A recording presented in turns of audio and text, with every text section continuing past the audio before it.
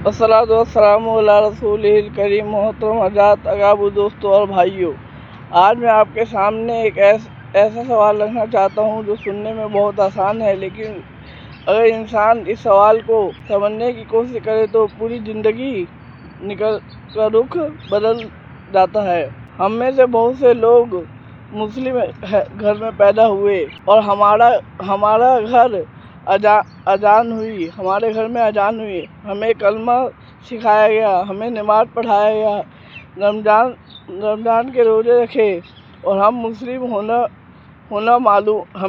होना मालूम है। लेकिन एक सवाल है, क्या फिर भी हमने इस्लाम को समझ लिया?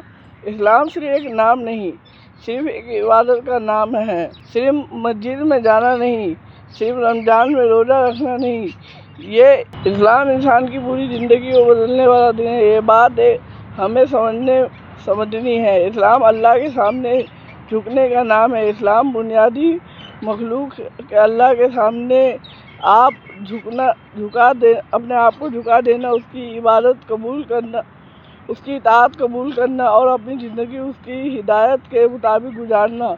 कुरान कहता है यानी अल्लाह के नज़दीक दीन इस्लाम है। कुरान ये अल्लाह के नज़दीक सिर्फ दीन इस्लाम है। अगर इस्लाम अल्लाह के सामने झुकने का नाम है तो इसका मतलब सिर्फ नमाज में सजदा करना नहीं, नमाज में अल्लाह के सामने झुकना आसान है।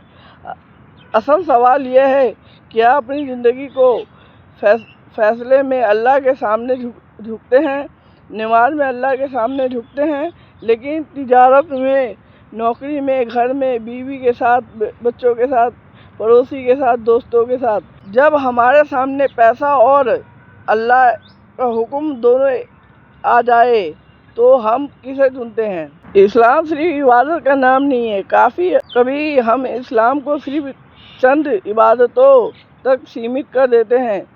नमाज पढ़ो, रोज़ा रखो, ज़कात दो, हज करो, ये सब इस्लाम का हिस्सा है और बहुत बड़े फ़र्ज़ है। रसूलुल्लाह सल्लल्लाहु अलैहि वसल्लम बुनियादी पाँच चीज़ों पर शहादत, नमाज, ज़कात, रमज़ान के रोज़े, हज, सही मुस्लिम 16 में। लेकिन इस्लाम की बुनियाद 5 चीज़ों पर है: शहादत, नमाज, ज़कात, रमज़ान के रोज़े और हज।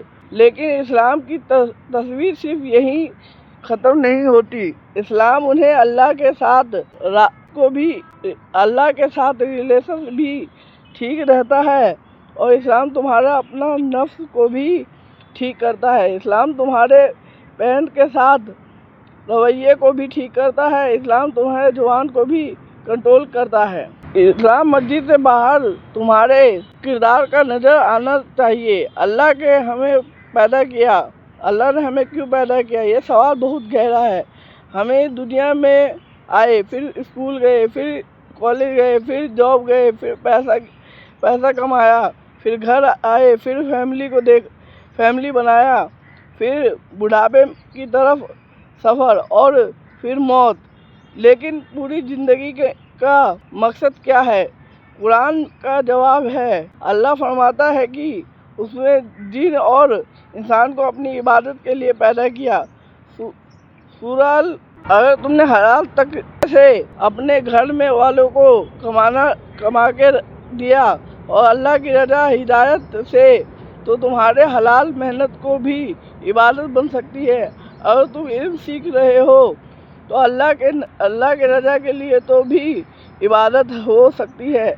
अगर तुम नमाज तुम किसी मजलूम की मदद कर रहे हो तो ये भी इबादत समझा जाएगा। और शर्त क्या है? अल्लाह की रज़ा और उसके हुक्म के मुताबिक अमल।